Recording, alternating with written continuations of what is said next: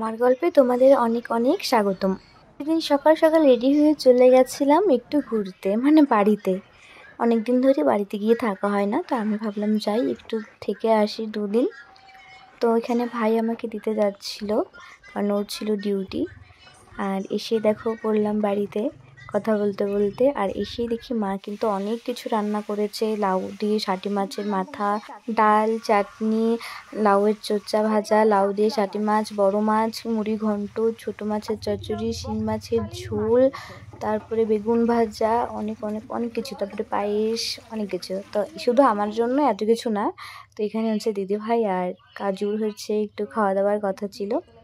দেখতেই পাচ্ছো কত কিছু। মা কিন্তু অনেক সকাল থেকে রান্নাবাড়ি শুরু করে। যাই হোক, আর মার হাতে রান্না কিন্তু বরাবরই ভীষণ টেস্টি। আর এখানে দেখো খাওয়া দাওয়ার পরে আমরা সবাই মিলে একটু গল্প গুজব করছিলাম, রেস্ট নিচ্ছিলাম। তারপর দিদিভাইকে আগিয়ে দিতে গেলাম। আর এখানে আজকে ভিডিওটা শেষ করলাম। বাই।